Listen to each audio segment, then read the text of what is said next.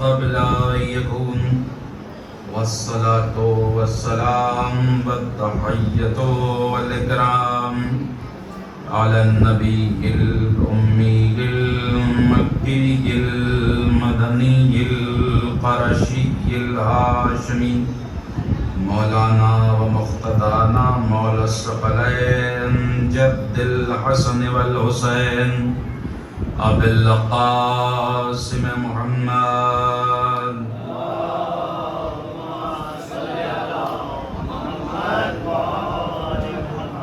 وآله الطيبين الطاهرين المعصومين ولعنة الدائمة على أعدائهم أجمعين إلى يوم الدين.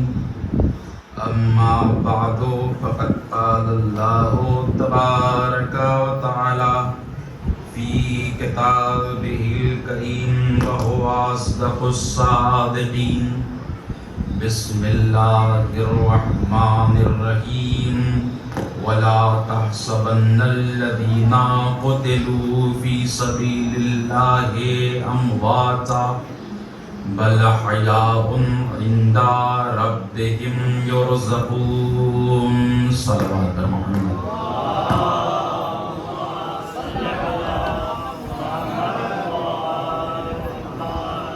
صلوات تھوڑی درست پڑھ لیجیے، مضبوط پڑھ لیجیے.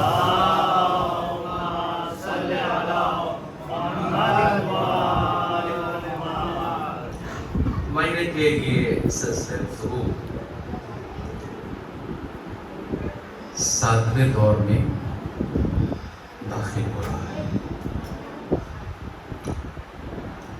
بہت ساری باتیں ہم نے اس سے کی ہیں، بہت ساری باتیں ابھی کرنی ہیں. آج قدر گفتگو تھوڑے ایک الگ منہج پہ جائے گی اور 40 دقیقے کی گفتگو ایک جملے کی تمہید کے طور پر پیش کی جائے گی جو سلسلہ موضوع کا ہی حصہ ہو. تو ایک صلوات پڑھ لیجیے تاکہ آج کی گفتگو شروع کی جائے.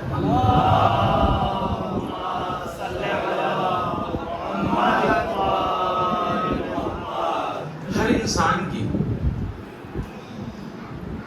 بنیادی اور پہلی خواہش یہ ہوتی ہے کہ انسان اپنے سماج اور معاشرے میں عزت و توقیر کی نظروں سے دیکھا جائے، اور انسان اسی کی تلاش میں سرگرداں ہو جاتا ہے تو اس کی نظر سب سے پہلے جا کے دولت پہ ٹک جاتی ہے. بہت توجہ کیجیے. اور وہ یہ سمجھ بیٹھتا ہے کہ دولت ہی وہ شے ہے جو اسے عزت کا حقدار بنا دے گی. لیکن حصول دولت کے بعد فوراً ہی وہ اس نتیجے پہ پہنچ جاتا ہے کہ دولت سے وقتی عزت تو حاصل کی جا سکتی ہے مگر دائمی عزت کا حقدار نہیں بنا جا سکتا. پھر وہ اپنے سفر تلاش و جستجو کو آگے کرتا ہے تو اس کی نظر جا کے حکومت پہ رک جاتی ہے اور وہ یہ سمجھ بیٹھتا ہے کہ حکومت ہی وہ شے ہے جو اسے عزت کا حقدار بنا دے گی. لیکن درمیان راہ یا حصول حکومت کے بعد فوراً اس نتیجے پہ پہنچ جاتا ہے کہ حکومت سے وقتی عزت تو حاصل کی جا سکتی ہے مگر دائمی عزت کا حقدار نہیں بنا جا سکتا. ذرا سی توجہ فرمائیے گا. تو پھر یہ انسان ہراساں و پریشان اپنے سفر تلاش و جستجو کو جاری کرتا ہے اور وہ دولت مندوں کی فہرست تیار کرتا ہے. جب وہ دولت مندوں کی فہرست تیار کرتا ہے تو اس کی نظر جا کے قارون کے خزانے پہ ٹھہر جاتی ہے. لیکن تاریخ کا طالب علم جب دوسرے ورق پہ پہنچتا ہے، ایک سوال پڑھی محمد اور آل محمد پہ.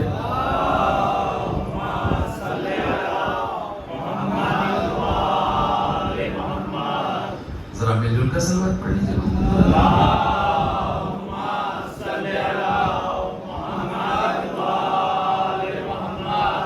تو تاریخ کا طالب علم، تاریخ کا کا اسٹوڈنٹ جب اس صفحے سے آگے بڑھتا ہے تو اس کی نظر قارون پہ جا کے رکتی ہے اور پھر وہ مطالعہ کرتا ہے کہ قارون کا خزانہ قارون سمیت زمین میں دھستا چلا گیا. تو جب قارون کا خزانہ قارون کو عزت دار نہ بنا سکا تو نسبتاً ہماری مختصر دولت ہمیں کہاں عزت کا حقدار بنا دے گی.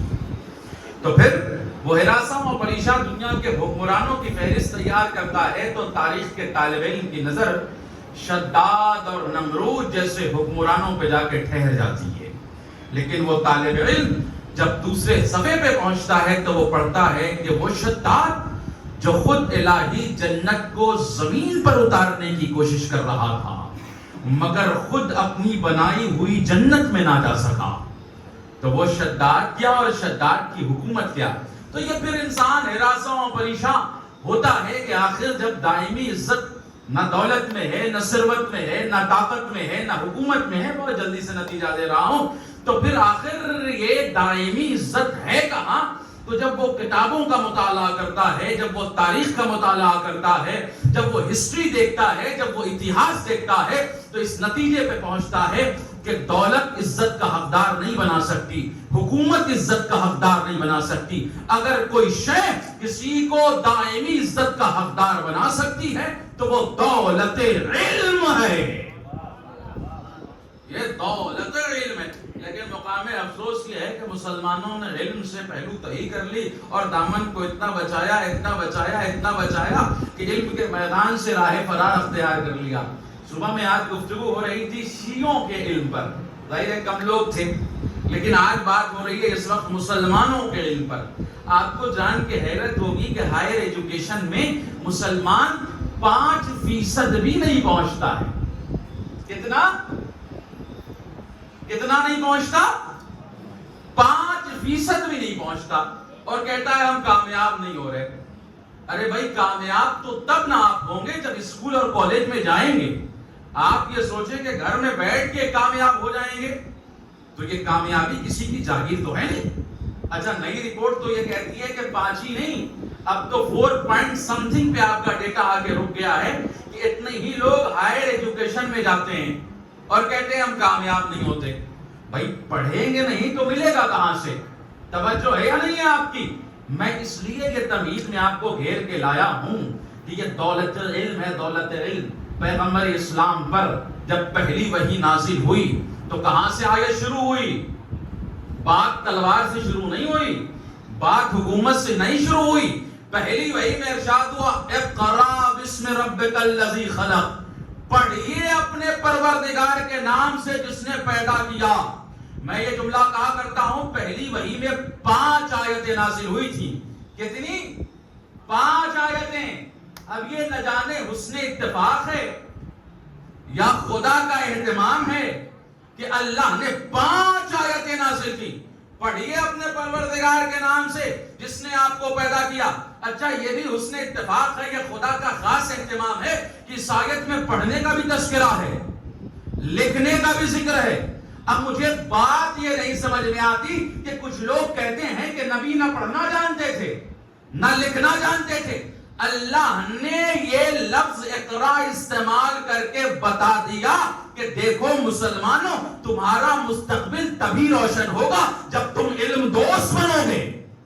توجہ فرمائیے گا، اس میں پڑھنے کا بھی ذکر ہے، لکھنے کا بھی تذکرہ ہے. اب میں یہاں تنزیہ ایک جملہ امت مسلمہ کے لیے کہا کرتا ہوں کہ جو امت اپنے نبی پر نازل پہلی وحی کے پہلے لفظ کو نہ درک کر سکتی ہو وہ پورے قرآن کو کیا درک کرے گی؟ جو پورے قرآن کو نہ درک کر سکتا ہو وہ آئین اسلامی کو کیا سمجھے گا؟ جو آئین اسلامی کو نہ سمجھ سکتا ہو وہ اپنے ہاتھوں میں قلم کے بجائے اسلحہ اٹھا لے گا. صلوات پڑھ لیجئے محمد اور آل محمد پر.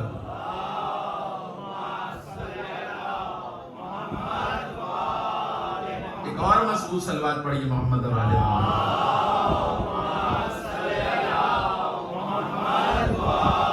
یہ پیغمبر پر پہلی وحی ہے جو کاہے سے شروع ہو رہی ہے؟ پڑھنے سے. اچھا یہ کیا ہے بھائی؟ یہ کس چیز میں یہ آیت موجود ہے؟ اسے کیا کہتے ہیں؟ قرآن. قرآن کاہے کے لیے آئی؟ قرآن کیا ہے؟ قرآن کتاب ہے معجزے کی، پیغمبر پہ معجزہ بن کر کے آئی. وَلَقَدْ آتَيْنَاكَ سَبْعًا مِنَ الْمَثَانِي وَالْقُرْآنِ الْعَظِيمِ. حبیب ہم نے آپ کو سبع مثانی دیا اور قرآن عظیم دیا. کاہے کے لیے؟ کس چیز کے لیے؟ معجزہ. اب ذرا یہاں توجہ فرمائیے گا. کتاب کی صورت میں اور بھی دیگر آسمانی کتابیں آئیں، توریت، زبور، انجیل، لیکن یہ کتابیں ان نبیوں پر معجزہ بن کے نہیں آئی ہیں. کاش توجہ فرما لیجئے گا اگر تو بات واضح ہو جائے گی. یہ معجزہ بن کر نہیں آئی، لیکن صرف کتاب الہی قرآن پیغمبر پہ معجزہ بن کے آیا. اچھا ایک دو اور سن لیجئے کہ معجزے اور نبیوں پر کیا معجزہ بن کے آیا.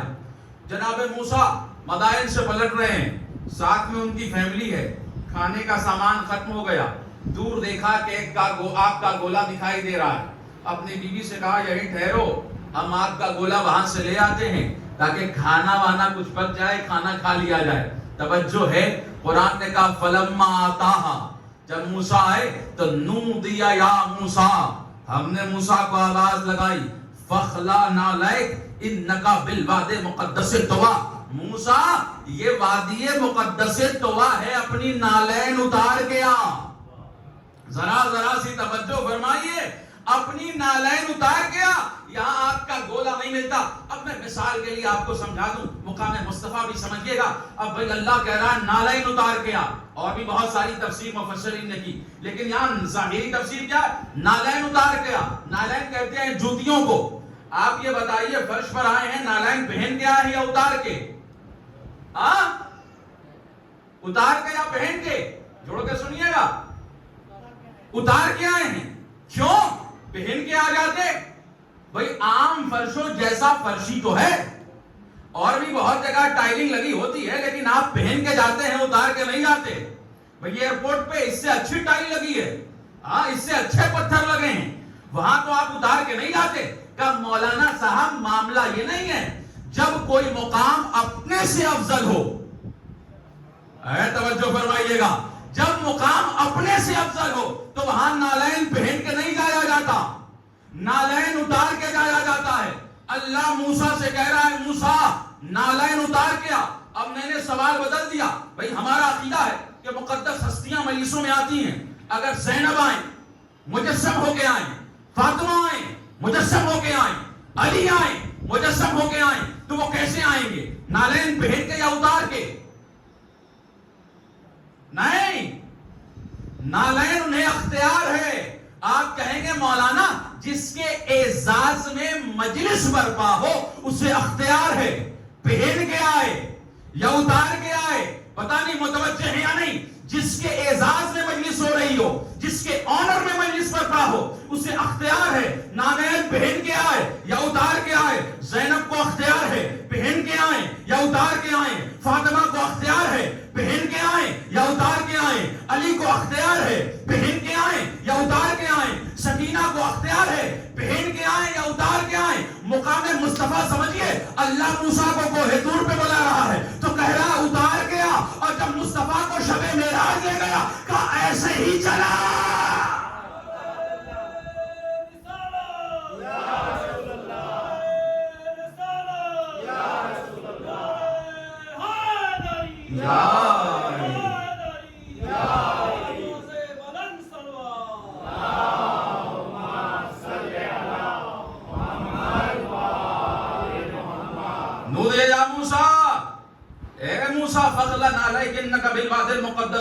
یہ وادی مقدس طویٰ ہے، یہاں نالین اتار کے آ.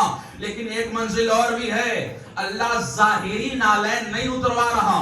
اے کاش میری بات پہنچ جائے تو نیچے سے بتائیے گا کہ ہاں اب تک بات پہنچ گئی. مفسرین نے لکھا کہ یہاں نالین سے مراد ظاہری نالین نہیں ہے. یہاں نالین سے مراد یہ ہے کہ چونکہ وہاں سے جب مدائن سے پلٹے نا تو دل میں اپنے آل کی محبت پیدا ہو گئی. ان کی اہلیہ حاملہ تھی، ولادت ہونے والی تھی. اب دل میں ظاہر ہے باپ بننے والے ہیں تو دل میں محبت پیدا ہو گئی. اللہ نے کہا موسیٰ اگر ہم سے کلام کرنا ہے تو اپنے آل کی محبت پہلے وہیں رکھ دے. توجہ فرمائیے گا، اپنے آل کی محبت وہیں رکھ دے، پھر ہم سے کلام کر. تب قابل کلام بنے گا، تب تجھے کلیم بناؤں گا، تب تو کلیم اللہ کہا جائے گا۔ متوجہ رہیے گا، اللہ کی سنت یہ بنی کہ جو آل کی محبت لے کے آئے گا اللہ اس سے کہے گا کہ اس کی محبت نکال دے، تب یہاں آنا۔ اللہ اتنا سخت مزاج نہیں، اتنا نرم مزاج ہے، اتنا نازک مزاج ہے۔ اور ذرا جڑ کے سنیے گا، اللہ ایسا ہے۔ اچھا یہی نہیں، جناب مریم ہے نا، مریم کا نام سنتے ہیں نا، پاک بی بی، مقدس بی بی، مطہر بی بی، عظیم بی بی، خانے جنت اس کے لیے آتے تھے، اس بی بی کے لیے آتے تھے نا۔ قرآن نے کہا کہ جب بھی زکریا ان کے حجرے میں داخل ہوتے تو دیکھتے انار پڑا ہوا ہے، انگور پڑے ہیں، سیب پڑے ہیں۔ اچھا سیب کا ہونا کمال نہیں ہے، بغیر موسم کے سیب کا ہونا کمال ہے۔ اب بھئی آپ کی مرضی جائے گا سننے، انگور کا ہونا کمال نہیں، بغیر موسم میں انگور کا ہونا کمال ہے۔ تو جناب زکریا پوچھتے تھے اَنَّ لَكَ هَذَا، قرآن کے جملے، اَنَّ لَكَ هَذَا، یہ تیرے پاس آیا کہاں سے؟ تو کہتی هُوَ مِنْ عِنْدِ اللَّهِ إِنَّ اللَّهَ يَرْزُقُ مَن يَشَاءُ بِغَيْرِ حِسَابٍ، یہ اللہ کے پاس سے آیا۔ کب تک آیا؟ اے کاش جڑ جائیے گا، کب تک آیا؟ ایک لمحہ وہ آیا، مریم کو بھوک لگی، مریم عیسیٰ کی وجہ سے حمل میں آئیں، مریم کہنے لگے مالک بھوک لگی ہے۔ اللہ نے کہا اب خانے جنت نہیں آئیں گے، مالک خانے خدا چھوڑ، درخت کے قریب جا۔ اب کھجور کے تنے کے قریب آئی، مالک اب تو آ گئی۔ قرآن نے کہا نہ آنا ہی کمال نہیں ہے، بلکہ وَجْهُزِّ إِلَيْكَ بِجَذِّ النَّخْلَةِ، جب تک کہ نخلے کے درخت کو ہلاؤ گی نہیں کھجور آئیں گے نہیں۔ مالک یہی تو وہ مریم ہے کہ مستقل خانے جنت آ رہے ہیں، انار، انگور، سیب، نہ جانے کیا کہا۔ اب تیری سنت بدل کیسے گئی؟ کہا سنت بدلی نہیں، چونکہ مریم کے دل میں ہونے والے بچے کی محبت ہو گئی تھی۔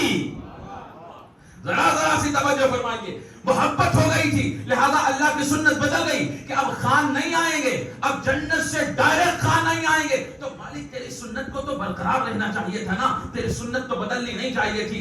اب اگر تو نے سنت بنا دیا کہ جس کے دل میں اپنے آل کی محبت پیدا ہو جائے اس کے لیے خان نہیں آئیں گے، اس کے لیے جنت سے خان نہیں آئیں گے۔ اب ذرا جڑ جائیے گا، کیا شہزادی عالمیان کے لیے خانے جنت آیا کرتے تھے؟ آتے تھے نہیں آتے تھے؟ ذرا زور سے بتائیے، آتے تھے؟ آتے تھے نا۔ کب تک آئے؟ زندگی کے آخری لمحات تک آئے۔ شہزادی علی نے پوری زندگی، فاطمہ نے کبھی کوئی خواہش اور فرمائش نہیں کی، بستر علالت پر ہیں۔ علی نے پوچھا فاطمہ کوئی خواہش؟ فاطمہ نے انکار کر دیا، کوئی خواہش نہیں۔ اصرار بڑھا تو کیا فرماتی؟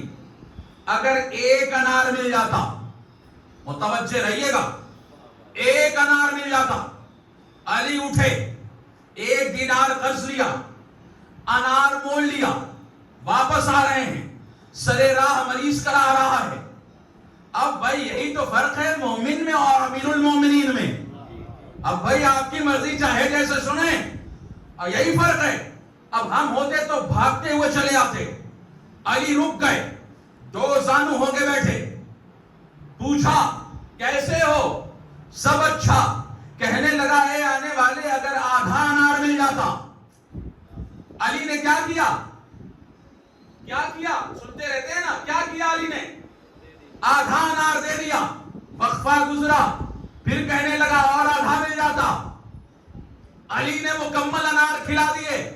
یہی فرق ہے مومن میں اور امیر المومنین میں۔ مومن وہ ہے جس کا دم ایثار پہ آ کے انفاق پہ آ کے ٹوٹ جائے۔ آل محمد وہ ہیں جو ایثار کی منزل میں ہوتے ہیں۔ اور یہ جو سورہ مبارک کے ذہر ہے نا، یُطْعِمُونَ الطَّعَامَ عَلَىٰ حُبِّهِ مِسْکِینًا وَیَتِیمًا وَاسِیرًا، دنیا آج تک سمجھنے سے قاصر ہے کہ بھلا 6 روٹیوں کی قیمت بھی 30 آیتیں ہو سکتی ہیں۔ صلوات بر محمد۔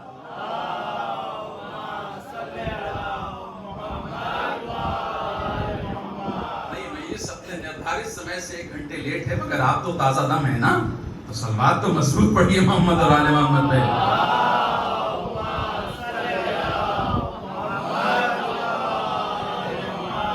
توجہ رہے، علی نے وہاں انار کھلایا. اب ذرا دیکھیے ایک آیت میں کوٹ کر رہا ہوں.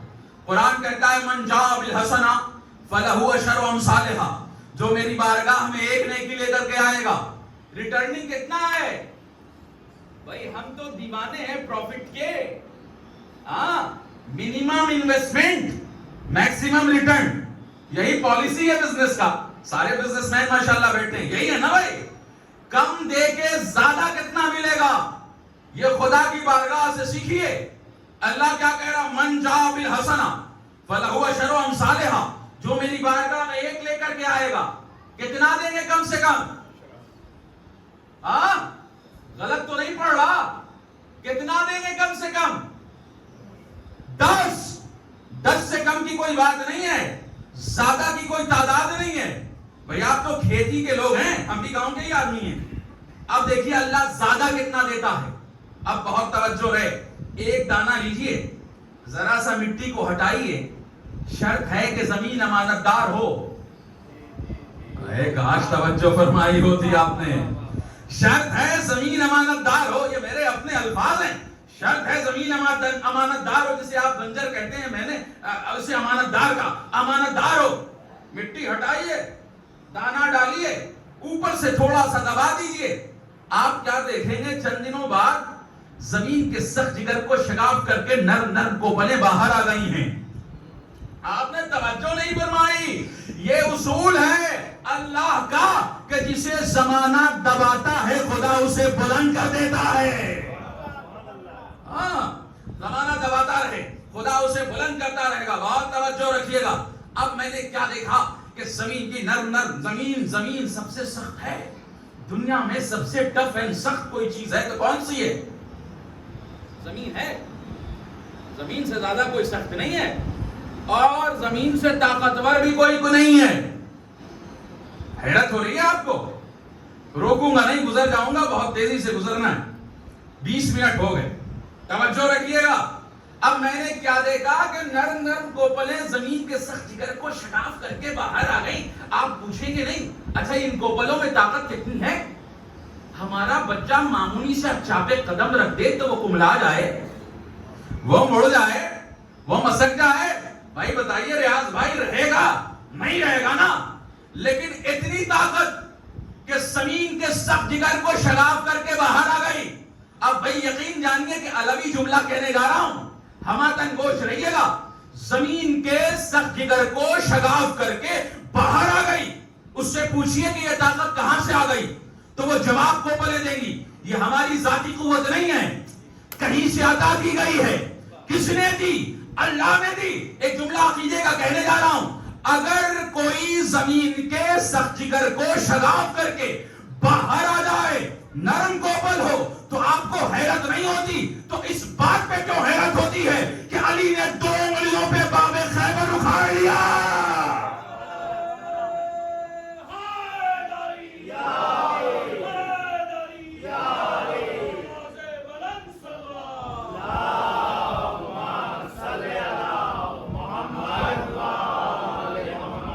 علی سے کسی نے پوچھا یا علی یہ طاقت آئی کہاں سے؟ تو علی نے یہی جواب دیا، یہ میری اپنی قوت نہیں ہے، قوت ربانی سے اکھاڑا ہے. توجہ ہے یا نہیں ہے؟ ہاں. تو اب میں نے کیا دیکھا کہ وہ نرم کوپل، ریاض بھائی 1 کلو بیج میں کتنے گھاس کا پودا نکل جاتا ہے؟ 1 کلو میں کتنے دانے ہوں گے؟ 500 400 1 کلو میں 10-20 ہزار. 10-20 ہزار آپ نے ڈالا، نکلے کتنے؟ 100 گنا زیادہ. دیکھیے بالکل تجرباتی مجلس ہے، ایکسپریمنٹل. سمجھ لیجئے کہ لیب پہ ہو رہی ہے. جب مختلف فیلڈز کے ایکسپرٹ بیٹھے ہوں تو بات کرنا آسان بھی ہوتا ہے. جہاں کچھ غلطی ہوگی وہاں کریکشن بھی ہو جائے گا. انہوں نے کہا کہ منیمم ریٹرن کتنا ہے؟ 100 گنا. ایک دانہ دیا. اب پتا چلا کہ اگر وہ کھیتی ہے تو کھیتی میں بدل جائے گی. درخت ہے تو ایک دانے کے عوض کئی دانہ دے گا. کس نے دیا؟ Minimum investment maximum return. تو یہ زیادہ کی تعداد ہے، لیکن کم کی تعداد کیا ہے؟ کم سے کم کم سے کم دیکھیں بھولیے گا نہیں، کم سے کم 10 گنا علی نے ایک انار دیا تھا. جڑ جائیے گا کاش. علی نے ایک انار دیا تھا. علی بیٹھے ہیں مریض کے پاس، یہاں درے بطول پہ دق الباب ہوا. بھائی اللہ کے اسم اعظم میں سے ایک اسم اعظم ہے علی. مولانا غلط تو نہیں کہہ رہا، العلیو ایک اسم اعظم ہے. دق الباب ہوا، کون؟ جواب آیا کہ علی نے انار بھیجے ہیں. ارے اشارہ تو سمجھئے، علی نے انار بھیجے ہیں. اب دروازہ کھولا، بی بی نے پوش ہٹایا، دیکھا 9 انار. توجہ نہیں فرمائی آپ نے. 9 انار. بی بی نے پلٹ کے پوچھا، اے لانے والے بتا 10واں کہاں ہے؟ اے کاش توجہ فرمائی ہوتی آپ نے. 10واں کہاں ہے؟ علی بیٹھے ہیں مریض کے پاس، یہاں انار آئے 9. اس نے کہا بطول یہ تو بتائیے کہ آپ کو کیسے پتا کہ انار 9 نہیں 10 تھے؟ بی بی نے کہا تو نے قرآن کی آیت نہیں سنی جو میری بارگاہ میں ایک لے کے آئے گا کم سے کم 10 گنا لوٹائیں گے. بطول کہنے لگی مجھے پتا ہے علی کا عمل کامل تھا، علی کا عمل بے عیب تھا. تو جب عمل کرنے والا بے عیب عمل کرے تو عطا کرنے والا عطا میں کمی نہیں کرتا.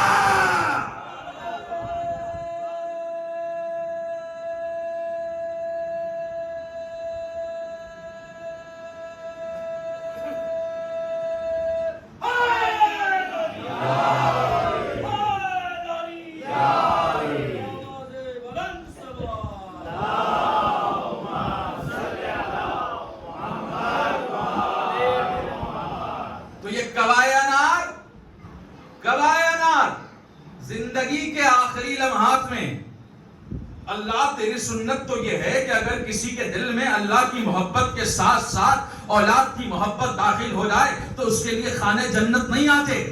یہاں در بطول پہ یہ اصول ٹوٹا کیسے؟ اب ذرا بطول سے پوچھئے، بطول کیا آپ اپنے اولاد سے محبت نہیں کرتی؟ حسن و حسین سے محبت نہیں کرتی؟ تو بطول چوک کے کہے گی کیوں نہیں؟ تو آپ کے لیے خانے جنت کیوں آتے رہے؟ بطول کے لیے مریم کے لیے خانے جنت کیوں رک گئے؟ تو بطول آواز دے گی کہ تم نے رسول کی حدیث نہیں سنی. جس نے حسن و حسین سے محبت کی اس نے رسول سے محبت کی، جس نے رسول سے محبت کی اس نے اللہ سے محبت کی. میں اپنے اولاد سے محبت نہیں کر رہی، میں تو رسول سے محبت کا ثبوت دے رہی ہوں. توجہ ہے کہ نہیں؟ اب دیکھیے بات کہاں سے کہاں نکل آئی. سلوات پڑھ لیجئے محمد اور آل محمد پر.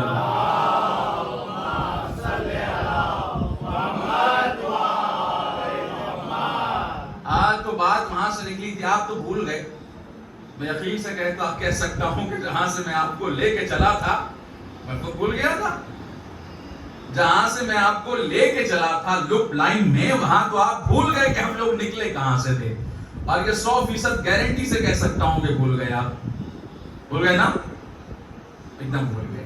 ہم نکلے ہیں وہاں سے کہ اللہ نے کہا فخلا نعلیک انکا بالواد المقدس طوا. دیکھیں مجلس تسلسل ہے پوری، چاند رات سے لے کر کے آج تک، اور یہ ساری ابھی کی تمہیدی گفتگو ایک جملے کے لیے میں نے رکھی ہے. آخر کے لیے ہمادن گوش ہو کے سنیے گا تاکہ آپ کو یہ نہ لگے کہ موضوع سے ہٹ کے گفتگو ہو رہی ہے، کیونکہ موضوع شہادت پر ہے. توجہ ہے؟ اللہ نے کہا نالین اتار گیا، جوتیاں اتار گیا، آل کی محبت نکال گیا. ہاں تب اللہ سے بات کرنا تو تجھے کلیم کی سند ملے گی. اب خیر اللہ کا فرمان تھا، موسیٰ کو نکالنا ہی تھا. اچھا آپ گھبرائے نہیں کہ اللہ کہہ رہا ہے کہ اپنے دل سے آل کی محبت نکال دے. کیا انسان کا دل پہ کنٹرول ہے؟ جی نہیں ہے. اب میں آپ کو بتاتا ہوں. دیکھیے جناب زینب سلام اللہ علیہ وآلہ السلام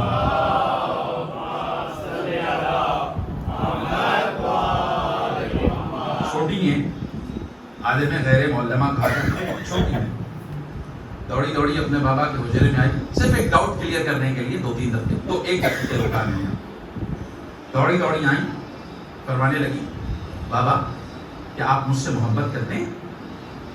ابھی بتائیے اگر آپ کی بیٹی یا بیٹا آپ سے چھوٹا ہو سوال کر لے تو آپ کیا جواب دیں گے؟ کہیں گے تم نے کون سی ایسی چیز دیکھ لی جس نے تمہیں مجبور کیا اس سوال کے لیے؟ یہی میرے علی نے کہا بلا، کیوں نہیں میری لاڈلی، تم نے کون سی ایسی چیز دیکھی کہ تم کو اس سوال پہ مجبور ہونا پڑا؟ تو اب جملہ سنیے، بی بی فرمانے لگی بابا جان المحبت للہ والشفقت للأولاد، محبت تو فقط اللہ سے کی جاتی ہے، اولاد سے تو شفقت کی جاتی ہے۔ توجہ فرما، دامن وقت میں گنجائش نہیں کہ محبت اور شفقت کے درمیان کے فاصلوں کو اور اس کی کیفیات کو ڈیکوڈ کروں، پھر کبھی انشاءاللہ توفیق ہوئی تو، اس لیے کہ جانا مجھے کہیں اور ہے۔ توجہ، یعنی المحبت نکال کے گئے موسیٰ، اللہ کہنے لگا وما تلک بیمینک یا موسیٰ، اے موسیٰ تیرے داہنے ہاتھ میں ہے کیا؟ کیا تھا؟ قالا ہے عصایا اتوکل علیہا واشرب علی غنمی، میں اس سے ٹیک لگاتا ہوں، اپنے جانوروں کے لیے پتیاں توڑتا ہوں۔ اس کا مطلب یہ ہے کہ موسیٰ کا ایک مستقل ذریعہ معاش تھا، جانور پال رکھے تھے موسیٰ نے، اور مفسرین نے لکھا کہ موسیٰ اپنے عصا سے 1000 کام لیا کرتے، ہزاروں کام۔ اللہ نے کہا اچھا ٹھیک ہے، تمہارے داہنے ہاتھ میں عصا ہے، اب 2-3 آیتیں چھوڑ رہا ہوں اس لیے کہ قیامت کی ہے، اگر قیامت کی آیت چھیڑ دوں تو قیامت برپا ہو جائے۔ رات کے بج رہے ہیں 11:30، قیامت کی آیت پڑھ لی جائے تو ایسی قیامت برپا ہو جائے گی، لوگ کہیں گے کہ صاحب یہ فضائل کے گوشے میں قیامت کے ذکر کا مقصود ہی کیا تھا۔ لیکن ایک جملہ کہہ کے آگے بڑھ جاؤں گا کہ یقین مانیے کہ اگر قیامت نہ ہوتی تو مجبوروں اور مظلوموں کے پاس جینے کا حوصلہ نہ ہوتا۔ اب اسے چاہوں تو فضائل کے گوشے میں گھما دوں، لیکن وقت ہی نہیں ہے میرے پاس، مجھے تیزی سے گزر جانا ہے، ورنہ یہ بھی جملہ جو میں نے آپ کی خدمت میں پیش کیا ہے مکمل فضائل کا جملہ ہے کہ مظلوموں کا حساب ہوگا، مظلوموں کا حساب ہوگا، چاہے وہ 2026 کا مظلوم ہو، چاہے 36 ہجری کا مظلوم ہو، چاہے 11 ہجری کا مظلوم ہو، چاہے جس ہجری کا مظلوم ہو، سب کا حساب ہوگا اور حساب دینا ہے۔ اب بھائی اگر آپ نے بھائی کا 1 انچ زمین دبایا ہے تو حساب نہیں دیں گے؟ بیٹے کا روم بڑا ہو جائے حساب نہیں دیں گے؟ ہاں، بہن کا حصہ مار لیا حساب نہیں دیں گے؟ تو ارے بھائی جب ہم کسی کی زمین ماریں تو حساب ہو۔ اگر ہم مار لیں تو اللہ نہ چھوڑے، تو اگر کوئی ہمارا بڑا مار لے گا تو کیسے چھوڑے گا؟ اب بھائی ویسے بھی ہمارے کسی بڑے نے مارا ہی نہیں، ہاں توجہ ہے یا نہیں آپ کی؟ تو اللہ حساب لے گا۔ تو اب 2 آیتیں قیامت کی ہیں جسے بہت تیزی سے گزر جانا ہے، ورنہ قیامت پہ روک کر کے ہی قیامت برپا کر دیتا۔ اب اللہ نے کہا ٹھیک ہے، یہ عصا ہے، مالک عصا ہے، کہا زمین میں دے مارو۔ اب ترجمے سے کام چلا رہا ہوں، زمین میں دے مارو، زمین میں مارا، قالا ہیا، وہ چلنے لگا، ہیا حیۃ تسعی، قرآن نے کہا کہ وہ زندہ ہو کے چلنے لگا۔ ہاں، ڈالا تھا عصا، زندہ ہو کے چلنے لگا۔ موسیٰ نے عصا کو اژدہا بنتا دیکھا، تو میں نہیں بول رہا، قرآن کہتا ہے کہ موسیٰ ڈر گئے۔ اللہ نے کہا خذھا، اسے پکڑ لو۔ اب بھائی ڈر رہے ہیں اور اللہ کہہ رہا ہے پکڑ لو۔ سنعیدھا سیرۃ الاولی، اس کو اصلی سیرت پہ پلٹا دیں گے۔ دیکھیں یہ کمال میرے خدا کے پاس ہی ہے۔ جادوگری میں اور معجزے میں یہی فرق ہوتا ہے، جادوگر فقط صورت بدلتا ہے، مگر معجزے میں صورت کے ساتھ ساتھ سیرت بدل دی جاتی ہے۔ اب بھائی آپ پتہ نہیں توجہ فرما رہے ہیں یا نہیں فرما رہے ہیں، صورت بھی بدلے گی، سیرت بھی بدلے گی۔ اگر عصا اژدہا بن جائے تو صورت ہی نہیں بدلے گی، اس کے اندر یہ بھی کنٹرول آئے گا کہ اگر کوئی اژدہا سامنے آ جائے تو وہ اسے نگل بھی سکتا ہے۔ آپ توجہ نہیں فرما رہے ہیں، یہی تو 7ویں امام نے کہا تھا دربار میں، جب وہاں پر جادوگر آ گئے اور وہ پریشان کرنے لگے تو امام نے شیر قالینی کو حکم دیا کہ ان کے ذرا سے جادوگروں کو نگل جا۔ تو اس نے کہا مولا معافی چاہتا ہوں، انہیں اگلوا دیجئے۔ تو امام نے فرمایا کہ اگر موسیٰ کا اژدہا جادوگروں کے سانپوں کو اگر نگل کر اگل جاتا تو میرا بھی یہ شیر ویسا ہی کرتا۔ تو صورت کے ساتھ سیرت بدلتی ہے۔ اب یہاں ایک ذرا سی بات، بھائی موسیٰ ڈر گئے، ڈرے یا نہیں ڈرے؟ دیکھیں ایک جملہ ہے جسے سمجھنے کی کوشش کیجئے گا۔ ہر بچہ اپنی ماں کے کردار کا آئینہ دار ہوتا ہے. اب مجھے نہیں پتا کہ آپ اس جملے کو کیسے سمجھیں گے. ہر بچہ، اس میں کسی کو ڈاؤٹ نہیں ہونا چاہیے، ہر بچہ اپنی ماں کے کردار کا آئینہ دار ہوتا ہے. اگر ماں ڈرے گی تو بچہ بھی ڈرے گا. میں تاریخ نہیں پڑھ رہا، میں قرآن کی آیتیں پڑھ رہا ہوں. بہت توجہ کیجئے گا، قرآن کی آیتیں پڑھ رہا ہوں. موسیٰ نے جب عصا کو اژدہا بنتا دیکھا تو موسیٰ ڈر گئے، پیچھے ہٹے. بہت توجہ کیجئے گا، پیچھے ہٹے.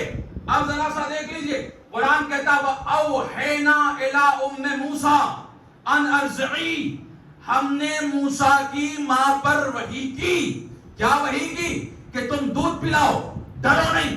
لیکن موسیٰ کی ماں دودھ پلاتی رہی، ڈرتی رہی، دودھ پلاتی رہی، ڈرتی رہی. اللہ نے عہد لیا وَلَا تَخَافِي وَلَا تَحْزَنِي، ڈرو نہیں، گھبراؤ نہیں، ہم اسے پلٹا دیں گے. اب دودھ پلاتے نہ ڈری. اللہ نے کہا ٹھیک ہے جاؤ، اتنا خوف آ گیا ہے تو دریائے نیل میں صندوقچے میں ڈال دو. دریائے نیل میں ڈالا، پھر ڈرتی رہی کہیں بچہ ڈوب نہ جائے. اللہ نے وعدہ لیا کہ ہم اسے پلٹا دیں گے. ماں دودھ پلاتے میں ڈری. اب پتہ نہیں جملے کو کیسے لیں گے. ماں دودھ پلاتے میں ڈری، موسیٰ کو طور پر اژدہا دیکھ کے ڈرتے رہے. ہر بچہ اپنے ماں کی کردار کا آئینہ دار ہوتا ہے. ایک بچہ ایسا بھی تھا جس کی ماں 13 رجب کے موقع پر خانہ کعبہ کے قریب آئی. ذرا سی توجہ فرمائیے، خانہ کعبہ کے قریب آئی. راوی ہے عبداللہ ابن عباس، وہ کہتے ہیں کہ دیوار پہ ہاتھ رکھ کے کہتی ہے اللہم انی آمنت بکا، اے اللہ میں تجھ پر ایمان رکھتی ہوں، تیرے صحیفوں پہ ایمان رکھتی ہوں، تیرے رسولوں پہ ایمان رکھتی ہوں. اب میں اے اللہ اس ولادت کو میرے اوپر آسان کر دے. عبداللہ ابن عباس کہتے ہیں جملہ مکمل ہونے نہ پایا تھا کہ فن فتح الباب، خانہ کعبہ کی دیوار شق ہوئی. اب میں وہی جملہ کہوں گا جو سارے خطیب کہتے ہیں کہ کوئی بڑا سا بڑا بہادر ہو، دیوار گر رہی ہو، لا کے کھڑا کیجئے، رہے گا یا بھاگ جائے گا؟ ذرا سی توجہ فرمائیے. سب کا جواب ہوگا مولانا جسم کا ہیکل ہونا اور ہے، دل کا بہادر ہونا اور ہے.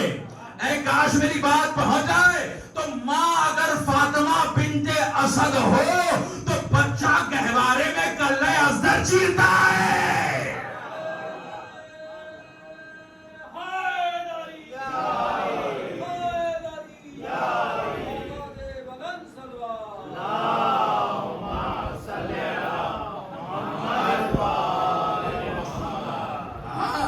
آپ نے توجہ فرمائی یا نہیں فرمائی؟ یہ ماں اگر بہادر تو بچہ بہادر. یہی نہیں، جب معاملہ خیبر کا آیا تو وہ 39 دنوں تک علم پھینک کے بھاگنے والے تو بھاگتے رہے، لیکن 40ویں دن جب علی گئے تو اس نے ایک رجس پڑھا، میری ماں نے میرا نام مرحب رکھا ہے. اگر جنگ کی آگ بھڑک جائے، مرحب کہہ رہا ہے، اگر جنگ کی آگ بھڑک جائے تو ہم سے بڑا بہادر کوئی نہیں، ہم سے بہتر تلوار چلانے والا کوئی نہیں. میرے علی نے بس اتنا ہی کہا انا الذی سمتنی امی حیدرہ، میری ماں نے میرا نام حیدر رکھا ہے. آپ نے توجہ نہیں فرمائی؟ میری ماں نے میرا نام حیدر رکھا ہے. اب مرحب کی ماں نے مرحب سے کہہ رکھا تھا سب سے لڑنا، سب سے لڑنا، حیدر سے نہ لگنا. اب جیسے ہی علی نے رجس پڑھا کہ میری ماں نے میرا نام حیدر رکھا ہے، وہ بھاگنے لگا. شیطان آ گیا، شیطان آ کے کہتا ہے یہ وہ والا حیدر نہیں. اے توجہ فرما لیجئے، یہ وہ والا حیدر نہیں، یہ دوسرا حیدر ہے. لڑا، مارا گیا. یہی تو آج کا بھی یہودی کہہ رہا ہے کہ ہم خیبر کا بدلہ لینے آئے، لیکن انہیں پتا نہیں یہ 39 دنوں والا نہیں، یہاں بھی 40ویں دن والا حیدر ہے. توجہ ہے یا نہیں ہے آپ کی؟ اچھا بھائی، اب ظاہر ہے کہ یہ گفتگو میں سمیٹوں گا اور سمیٹ کر کے کہیں اور چلا جاؤں گا، اس لیے کہ جانا تھا اور یہ گفتگو میرے گفتگو میں شامل نہیں تھی، لیکن مجھے اس گفتگو کو شامل کرنا پڑا. چونکہ پوری گفتگو میں شہادت کے عنوان سے کرتا اور کل کے وعدے کے مطابق جو آج میں وعدہ پورا نہیں کر سکا ہوں کل انشاءاللہ پورا کروں گا. لیکن ایک بات میں آپ سے ضرور کہوں گا کہ آداب نشست آنی چاہیے, ہاں آداب مجلس آنا چاہیے.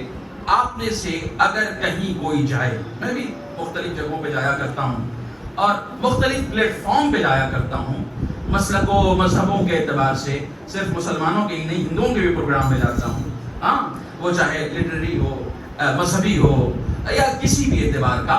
تو ایک آپ سب سے میں کہہ رہا ہوں, آپ سب سے میں کہہ رہا ہوں, سب سے میری مراد سب سے, بڑے سے لے کے چھوٹے تک, ایک تو یہ ہے کہ کہیں جائیے, اگر حوصلہ نہیں ہے تو نہ جائیے, ٹھیک, اور اگر کہیں جائیے تو اس کے آداب کا خیال ضرور کیجیے. آداب کیا ہیں؟ آداب یہ ہے کہ اگر کوئی بولنے والا بول رہا ہے تو یہ بے ادبی ہے کہ وہاں سے آپ اٹھ کے چلے گئے. یہ خیال رکھیے. اکثر یہ ہوا ہے کہ میں 4 گھنٹے پھنسا رہا ہوں. کتنے؟ ایسا نہیں کہ وقت میرے پاس بہت ہے, وقت کی کمی بہت ہے, لیکن اگر میں کہیں چلا گیا اور کوئی بولنے والا مستقل بول رہا ہے تو میں 4 گھنٹے بیٹھا رہوں گا اور اسے سنتا رہوں گا, چاہے وہ میرے مزاج کے خلاف ہی کیوں نہ ہو. تو یہ آداب آل محمد میں ہے کہ جب آپ کہیں جائیں, اچھا ٹھیک ہے بعد میں جو آ رہے ہیں کوئی مسئلہ نہیں, ٹھیک ہے, ضرورت سے کوئی اٹھ کے چلے گئے وہ بھی مسئلہ نہیں, لیکن آپ فائنلی اٹھ کر کے کہیں سے کوئی بھی نشست ہو, ایک کہہ کہ نہ جائیے, اگر جائیے تو اس کے آداب کا پورا خیال کیجیے, اس لیے کہ آپ نہیں جا رہے, حسینیت جا رہی ہے.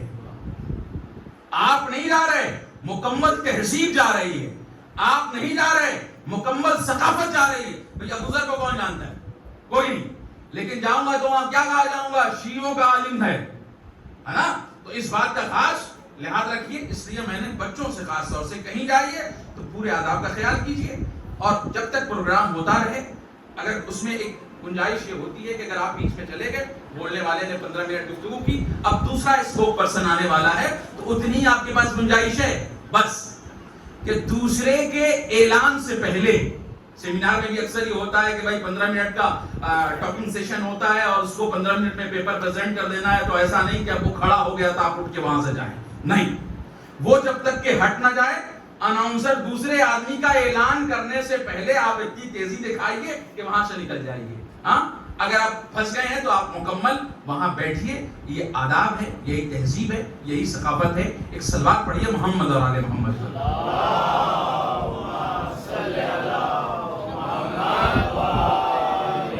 ایک اور مضبوط صلوات پڑھ لیجیے محمد اور آل محمد پر.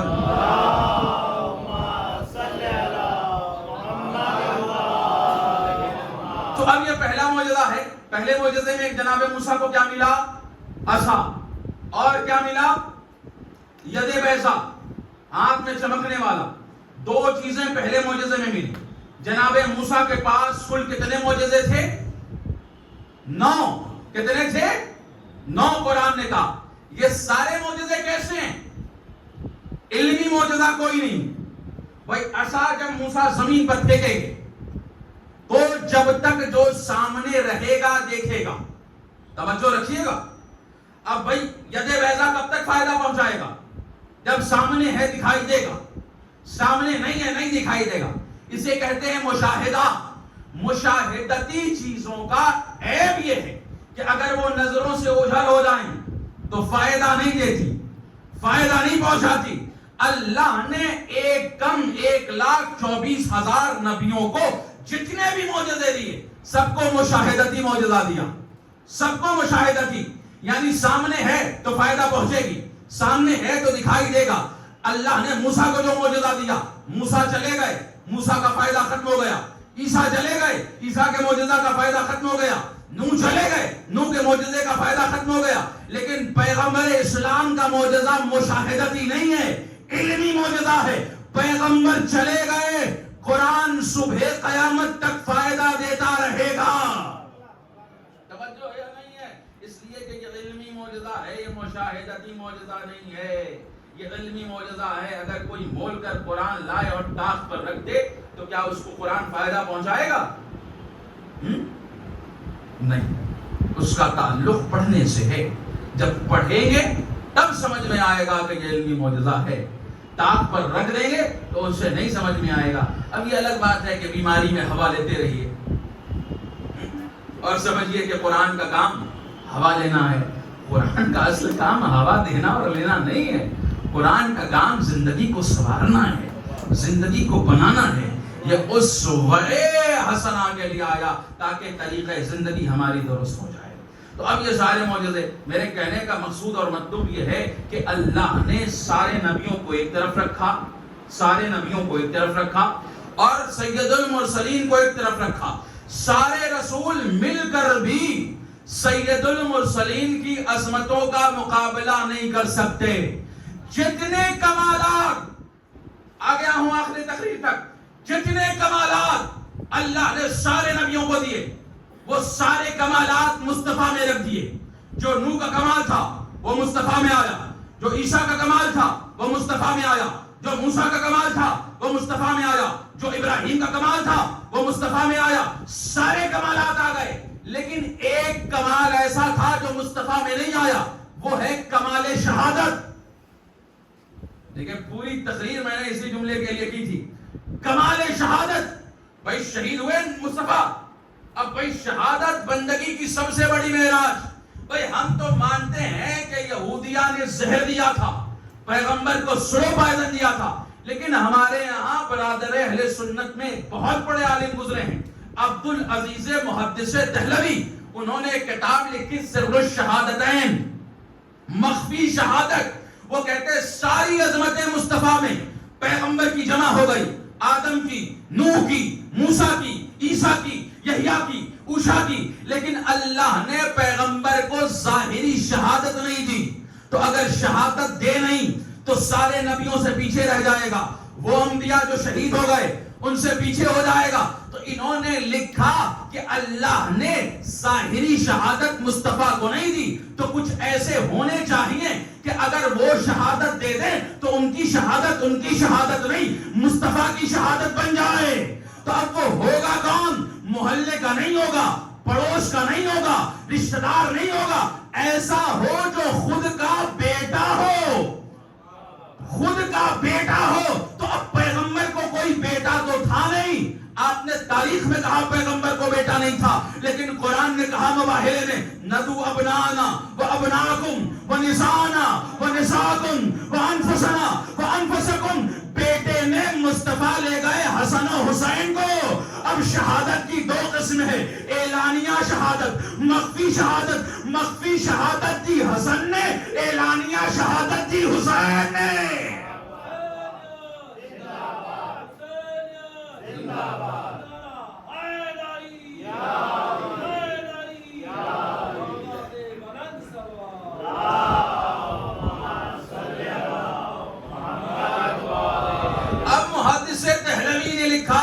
مخفی شہادت زہر سے دی گئی. اب یہ حسن کی شہادت, انہوں نے لکھا اب یہ حسن کی شہادت نہ کہنا, اب کہنا رسول کی شہادت ہے. حسین کی شہادت ملی تو اب یہ نہ کہنا کہ حسین کی شہادت ہے, بلکہ یہ کہنا رسول کی شہادت ہے. تو اب محدث صاحب نے تو اتنا مان لیا کہ حسین کی شہادت رسول کی شہادت, حسن کی شہادت رسول کی شہادت. تو اب یہ بھی مان لیجئے حسین کا دشمن رسول کا دشمن, حسن کا دشمن. توجہ ہے یا نہیں ہے؟ میں انہی 3-4 دقیقوں کے لیے پوری تقریر گھیر کے لایا تھا تاکہ شہادت امام حسن اور شہادت امام حسین, بھئی گفتگو تو شہادت پہ ہی ہونی تھی. تو اب پتہ چلا کہ صاحب تھوڑا سا آپ کو موضوع میں تبدیلی لانی ہے. تو اب میں نے کہا موضوع تو 7 دن کا بدل نہیں دوں گا. اچھا میرے خطابت کا بھی امتحان تھا, توجہ نہیں فرمائی آپ نے. آپ کو شروع میں لگا کہ آج کی مجلس گئی. میں نے کہا کہ اگر بھائی آج کی اگر مجلس چلی جائے تو پھر یہ جو میں 20 برس سے خطابت کر رہا ہوں پھر خطابت کا کوئی فائدہ نہیں رہ جائے گا. میں کہا پڑھوں گا شہادت پر لیکن لاؤں گا اوپر سے. توجہ ہے یا نہیں ہے؟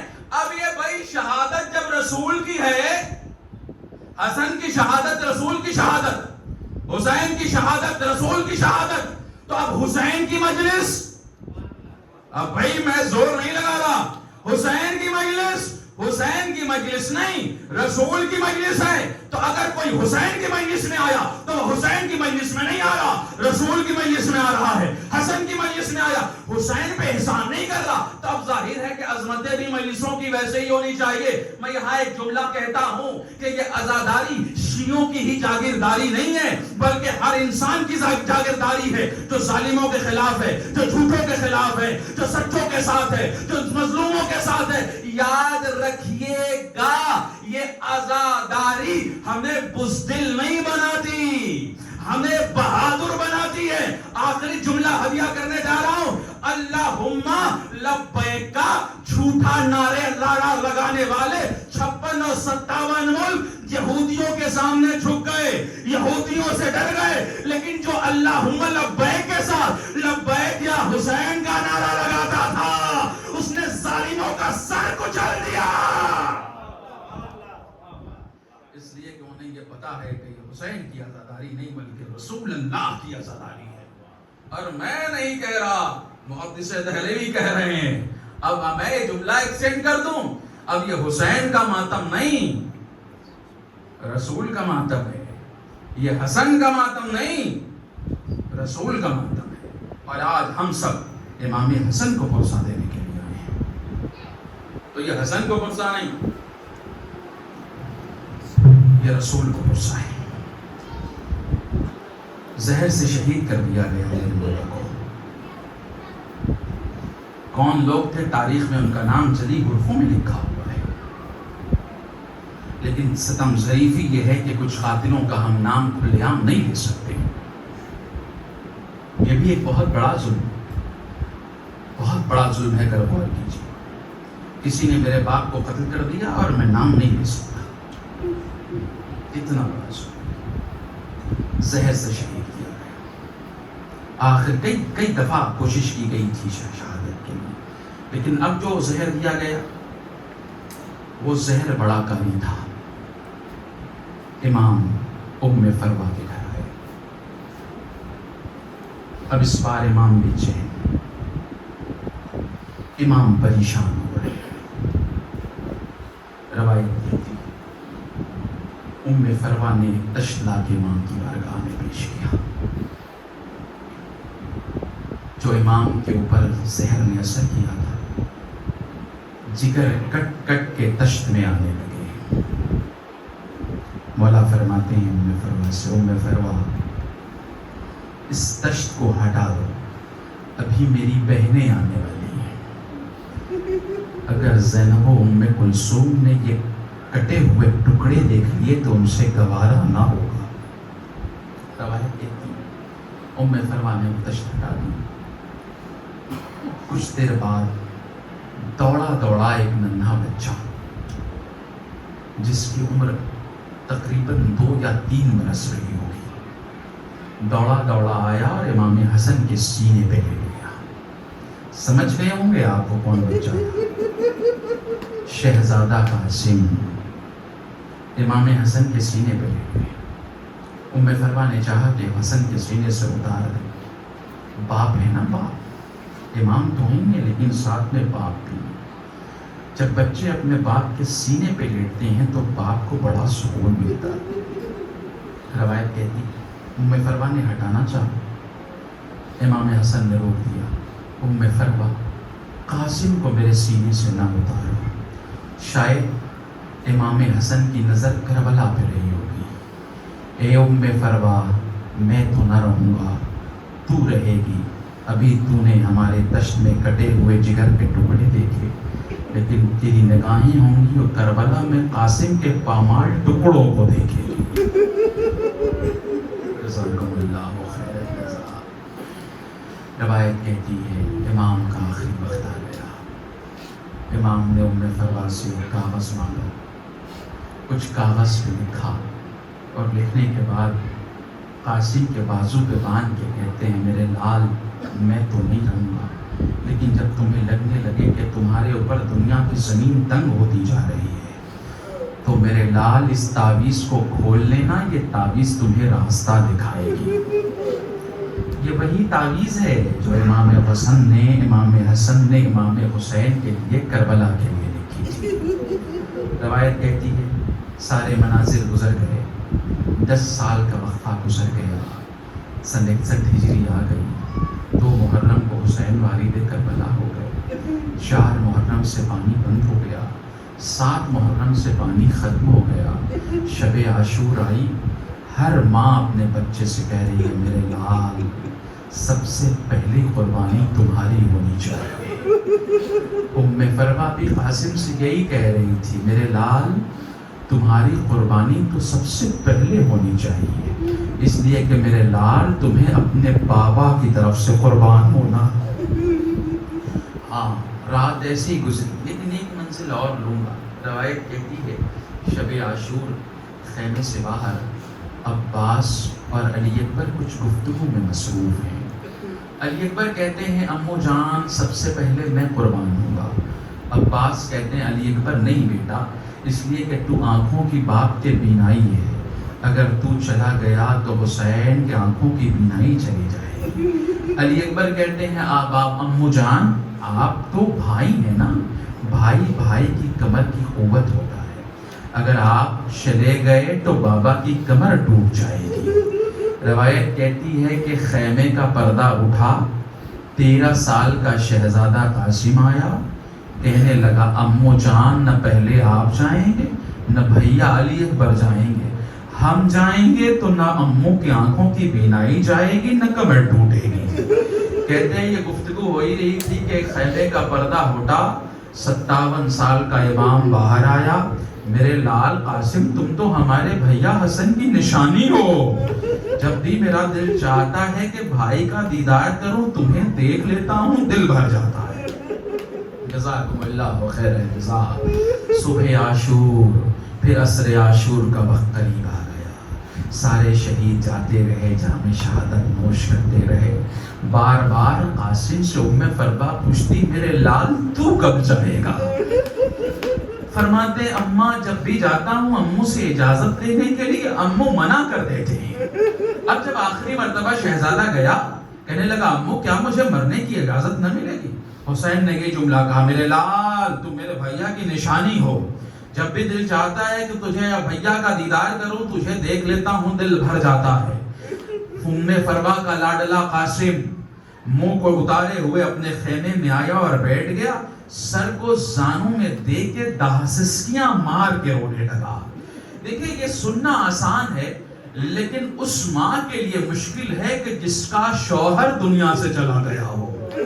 ام فروا کا جگر کباب ہو گیا، میرے لال تو رو کیوں رہا ہے؟ قاسم کہنے لگے اماں میں جاتا ہوں بار بار امو کے پاس اور امو منع کر دیتے ہیں، کہتے ہیں قاسم تم تو میرے بھیا کی نشانی ہو۔ روتے روتے ایک مرتبہ قاسم کی نگاہ اپنے بازو پہ بندھے تعویذ پہ گئی، رونا بند ہوا، خوشی کے آثار نمودار ہوئے۔ بابا نے وصیت کیا تھا میرے لال جب زمین سے تنگ ہو جائے کوئی راستہ دکھائی نہ دے تو یہ تعویذ تمہاری رہنمائی کرے گی۔ تعویذ کھولی، لکھا تھا میرے لال جب تیرا چچا حسین نرغہ اعداء میں گر جائے تو دیکھو اپنی جان بچانے کی کوشش نہ کرنا، اپنی جان بے دریغ اپنے امو پہ قربان کر دینا۔ جزاکم اللہ خیر الجزا۔ قاسم نے وہ تعویذ کھولی، دوڑے دوڑے دوڑے دوڑے حسین کے خیمے میں گئے، شہزادی کی خوشی کو دیکھی، بیٹا خیریت تو ہے؟ کہا امو جان یہ بابا کی تعویذ ہے۔ جیسے ہی حسین نے تعویذ دیکھی دہاڑے مار کے رونے لگے، کہنے لگے میرے بھیا کی نشانی۔ جزاکم اللہ خیر الجزا۔ تعویذ میں لکھا تھا اب حسین کرتے تو کیا کرتے، حسن کو اجازت ملی میرے لال جا ماں سے رخصت ہو لے۔ شہزادہ آیا، ام فروا سے رخصت ہوا لیا، عمر فقط 13 برس ہے۔ حسین نے قاسم کو خود اپنے ہاتھوں سے تیار کیا، کہتے امامے کا 2 حصہ بنایا، ایک سر پہ باندھا، ایک چہرے پر پردہ کیا، دھوپ کی تمازت سے کہیں چہرہ کملا نہ جائے۔ جزاکم اللہ۔ روایت کہتی ہے خود اپنے ہاتھوں سے پہنائی۔ اب باری آئی زرہ پہنانے کی۔ 2 روایتیں ملتی ہیں، ایک روایت تو یہ کہتی ہے حسین نے زرہ پہنا دی، دوسری روایت یہ کہتی ہے کہ جب حسین زرہ پہناتے تو زرہ بڑی ہو جاتی، حسین نے پھر دوسری زرہ پہنائی، وہ بھی زرہ بڑا ہو گئی، کئی مرتبہ حسین نے زرہ کو تبدیل کیا، کوئی زرہ جب قاسم کو فٹ نہیں آئی تو قاسم کہنے لگے امو جان ایسا لگتا ہے کہ ہماری قسمت میں زرہ نہیں ہے۔ جزاکم اللہ خیر جزا۔ قاسم شہزادہ بغیر زرہ کے میدان کربلا میں آیا، ارزق شامی کے 4 بیٹے آتے رہے اور قاسم انہیں اپنے وار سے واصل جہنم کرتے رہے۔ ایک مرتبہ حسین کے چہرے کا رنگ بدلا، فضا اے آقا خیریت تو ہے، یہ چہرے کا رنگ بدل کیوں گیا؟ کہا اے فضا میرا قاسم 3 دن کا بھوکا اور پیاسا ہے، ارزق شاملی مقابلے کے لیے آنا،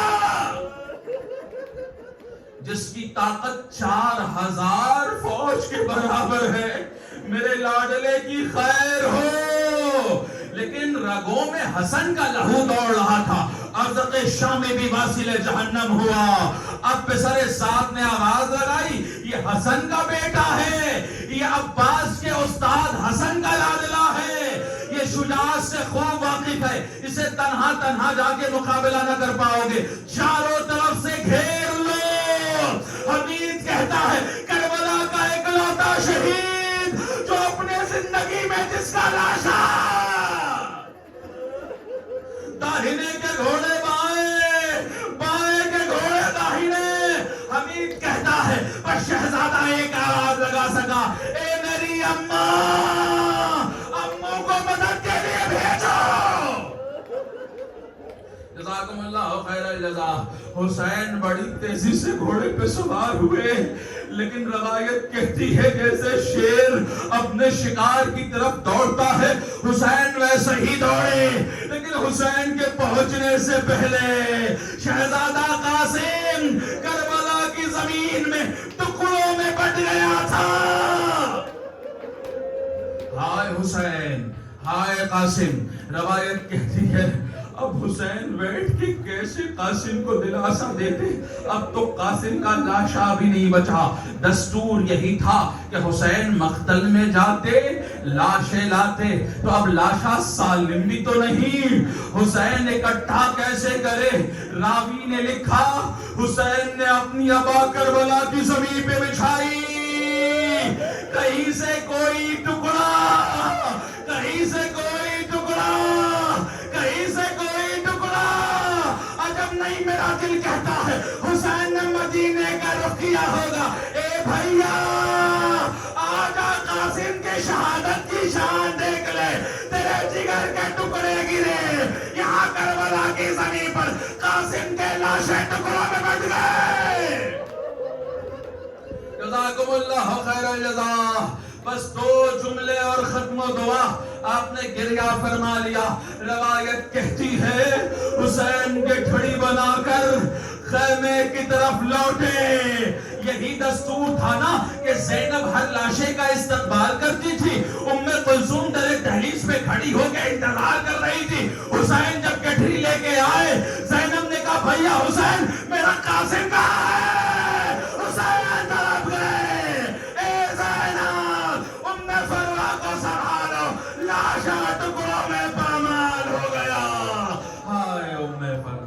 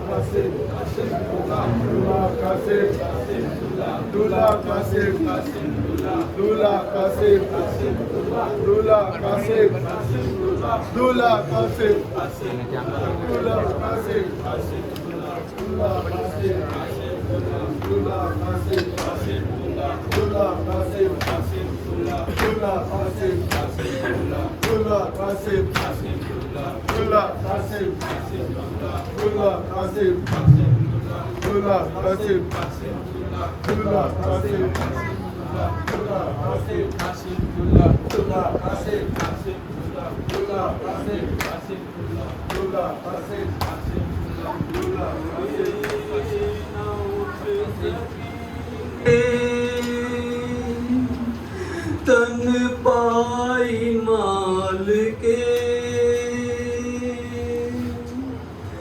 قاسم کی لاش اٹھائیے